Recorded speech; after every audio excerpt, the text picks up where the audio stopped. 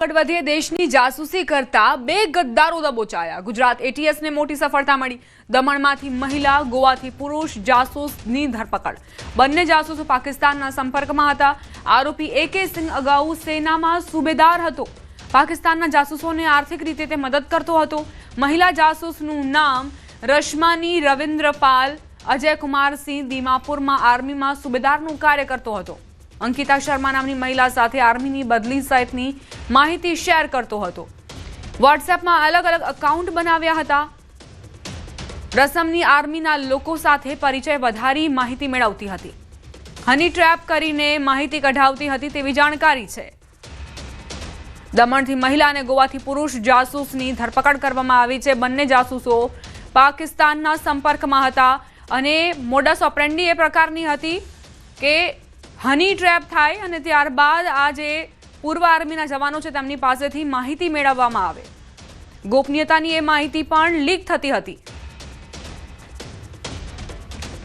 Investigation के दौरान हमको ये माहिती मिली है कि ये दो जो एक्यूज्ड हमने जो पकड़ा है ये लोग देश विरोधी कार्यवाही कर रहे थे, जिसके अंदर हम तपास करते ये जानने को मिला है कि जो पहला आरोपी अजय कुमार सिंह जो है अभी हाल गोवा में रहता है। एक डिस्टिलरी में सिक्योरिटी ऑफिसर तरीके काम करते हैं। मूल निवासी बिहार का है। जो एक पाकिस्तानी ऑपरेटिव जिसका नाम अंकिता शर्मा नाम का एक एंटिटी के साथ व्हाट्सएप के ऊपर कांटेक्ट में आया था। जब ये 2022 में आया था, जब ये दीमापुर में आर्मी में सूबेदार के तरीके काम करता था। तब से लेके अभी तक ये कांटेक्ट में रहा था। कॉन्स्टेंटली आर्मी के अलग अलग मूवमेंट, आर्मी ऑफिसर्स के बदली, इनका जो भी इंफॉर्मेशन है ये अंकिता शर्मा के साथ ऑनलाइन में शेयर करता रहता था। दूसरे आरोपी जो रश्मनी है, जो मूल निवासी है दमन का, यूपी का, पर अभी हाल रहती है दमन में, वो भी व्हाट्सएप में ऑनलाइन में एक खालिद अने अब्दुल सत्तार करके दो आदमी के साथ संपर्क में आया था, जिसके कहने से ये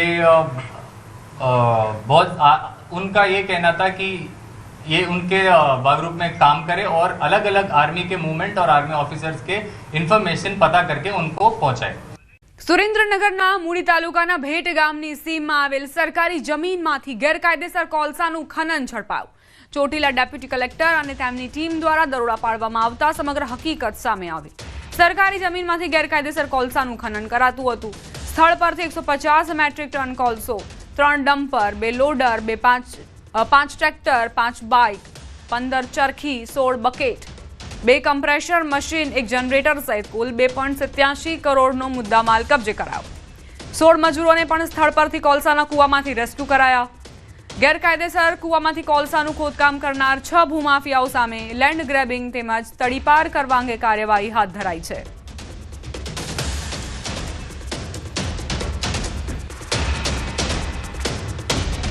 87 લાખ રૂપિયાનો મુદ્દામાલ છે એ જપ્ત કરી અને હાલ મામલાદાર કચેરી ચોટીલા ખાતે ખસેડવામાં આવેલ છે।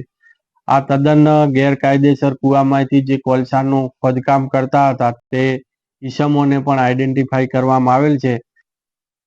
સુરેન્દ્રનગરના વાટાવચ્છ ગામની સીમમાં બ્લેક ટ્રેપનું ગેરકાયદેસર ખનન ઝડપાયું છે। 5 કરોડનો મુદ્દામાલ જપ્ત કરાયો। સુરેન્દ્રનગર ખાણ ખનિજ વિભાગ તેમજ સાયલા પોલીસની સંયુક્ત ટીમ દ્વારા દરોડો કરવામાં આવ્યો। બ્લેક ટ્રેપના ખનન માટે ઉપયોગમાં લેવાતા 4 એક્સવેટર મશીન તેમજ 14 ડમ્પર સહિતના વાહનો સીઝ કરાયા। ખાણ ખનિજ વિભાગ દ્વારા ગેરકાયદેસર ખોદકામના સ્થળની માપણી કરી ખોદકામ કરનાર ખનિજ માફિયાઓ વિરુદ્ધ વધુ કાર્યવાહી કરાઈ છે।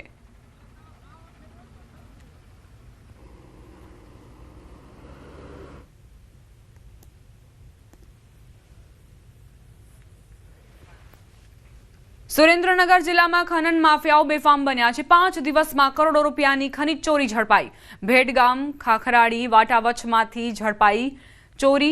ચોરવીરા ગામમાંથી ગેરકાયદે કાર્બોસેલનું ખનન ઝડપાયું હતું। ભેટ ગામમાંથી ગેરકાયદેસર કોલસાનું ખનન ઝડપાયું। ખાખરાડી ગામમાંથી ગેરકાયદે ચાલતી કાર્બોસેલની ખાણ ઝડપાઈ। તો વાટાવચ્છ ગામમાંથી ગેરકાયદે ચાલતું બ્લેક ટ્રેપનું ખનન ઝડપાયું. આ તરફ ચોટીલા હાઈવે પરથી ગેરકાયદે થતી રેતીની હેરાફેરી પણ અગાઉ ઝડપાઈ હતી. સુરેન્દ્રનગર જિલ્લામાં ખનન માફિયાઓ હવે બેફામ બન્યા છે અને નિર્ભય બનીને કાયદાના ધજાગરા ઉડાવી રહ્યા છે, જેના કારણે માત્ર સરકારી તિજોરીને જ નહીં પણ સ્થાનિક પર્યાવરણને પણ નુકસાન થઈ રહ્યું છે. માત્ર 5 જ દિવસમાં ભેટગામ, ખાખરાડી અને વાટાવચ્છ જેવા વિસ્તારોમાંથી કરોડો રૂપિયાની કોલસો, કાર્બોસેલ અને બ્લેક ટ્રેપની ગેરકાયદે ચોરી ઝડપાઈ. ભેટગામ અને ચોરવીરા ગામમાંથી ઝડપાયેલું ગેરકાયદે કોલસા, કાર્બોસેલનું ખનન અને વાટાવચ્છમાંથી ઝડપાયેલું બ્લેક ટ્રેપનું ખનન જમીનના ઊંડા અને ગેરકાયદે ખોદકામને કારણે જળસ્તરને નીચે ધકેલી રહ્યું છે, જે સ્થાનિક ખેડૂતો અને જનજીવન માટે જળ સંકટ સર્જી શકે છે. હાઈવે પરથી થતી ગેરકાયદે રેતીની હેરાફેરી નદીઓ અને પુલોના માળખાને નબળું પાડી રહી છે. તંત્રની કાર્યવાહી છતાં માફિયાઓની બેફામ પ્રવૃત્તિ એવો સંકેત આપે છે કે આ માફિયા રાજને તાત્કાલિક અને કડક હાથે ડામવામાં નહીં આવે તો કુદરતી સંપદા સંપૂર્ણપણે ખતમ થઈ શકે છે.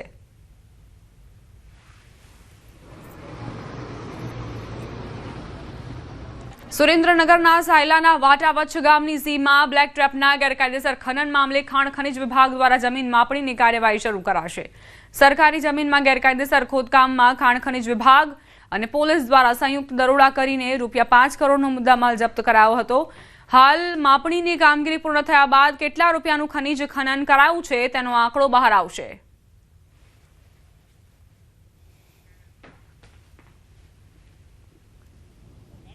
ગેરકાયદેસર બ્લેક ટ્રેપનું ખનન બાબતે રેડ કરી સ્થળ પરથી કુલ 14 ડમ્પર અને 4 એક્સકેવેટર મશીન સહિત 5 કરોડથી વધારેનો મુદ્દામાલ જપ્ત કરવામાં આવ્યો છે. પ્રાથમિક તપાસમાં લીઝની આડમાં ગેરકાયદેસર ખોદકામ કરતા હોવાનું માલુમ પડ્યું છે. આજે રોજ તપાસ ટીમ દ્વારા જગ્યાની માપણી કરી અને કસૂરદારો વિરુદ્ધ આગળની દંડકીય અને ફોજદારી કાર્યવાહી કરવામાં આવશે. સુરેન્દ્રનગરમાં ખનીજ માફિયાઓ બેફામ બન્યા છે અને હવે આ જે ગેરકાયદેસર ખનન થઈ રહ્યું છે તેના કારણે પ્રશાસન જમીન માપણી કરશે, ત્યારબાદ અંદાજ આવશે કે આખરે કેટલા રૂપિયાની ખનન ચોરી થઈ છે. માપણી બાદ ખનનનો સાચો આંકડો બહાર આવશે.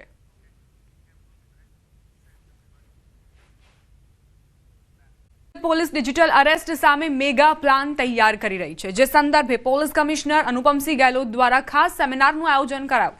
ડિજિટલ અરેસ્ટ અને સાયબર ગુનાઓ સંદર્ભે સેમિનારનું આયોજન કરાયું. સાયબર એક્સપર્ટ્સ દ્વારા પોલીસને તમામ માહિતી આપવામાં આવી. ગંભીર ગુનામાં કઈ રીતે કામ કરવું તેની માહિતી અપાઈ.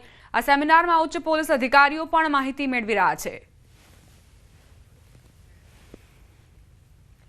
તો સાયબર ક્રિમિનલ્સ છે, એના સિવાય પણ એવા જો એન્ટી નેશનલ એક્ટિવિટીઝ કરવાવાળા લોકો જો હે, ચાહે કોઈ ખંડણીની માંગણી કરતા હોય, કોઈ થ્રેટ કરતા હોય, કોઈ સોશિયલ મીડિયાના માધ્યમથી જો કોઈ બહેનો વગેરેના આ પ્રકારના જો ફોટો વગેરે વાયરલ કરતા હોય છે, તો આ બધામાં એક આ જરૂરત અમે લોકોને ફીલ થઈ કે અમારા જો પોલીસ સ્ટેશન તકના સ્ટાફ છે એના એક આ પ્રકારના કેસીસને ક્રેક કરવા માટે જેટલી તકલીફો પડે છે જો એના કઈ રીતે જો એક્સપર્ટના મદદ લઈને અહીંયા 2 દિવસનો એક મેડિકલ સ્ટોર પર શહેર એસઓજીએ દરોડા પાડ્યા. પાંડેસરામાં રાધે મેડિકલમાં ડોક્ટરના પ્રિસ્ક્રિપ્શન વગર નશાકારક દવાઓનું વેચાણ થઈ રહ્યું હતું. એસઓજીએ ડમી ગ્રાહક મોકલી ટ્રેપ ગોઠવી કાર્યવાહી કરી. પોલીસે દરોડા પાડી નશાકારક 81 સિરપની બોટલો જપ્ત કરી. સાથે મેડિકલ સ્ટોરના સંચાલક અમનકુમાર શાહ વિરુદ્ધ કાર્યવાહી કરી. ફૂડ એન્ડ ડ્રગ વિભાગે સ્ટોરની વિગતવાર તપાસ શરૂ કરી. ગેરરીતિ સાબિત થતા લાયસન્સ ધારક તથા સંચાલક સામે કાયદેસરની કાર્યવાહી કરવામાં આવશે.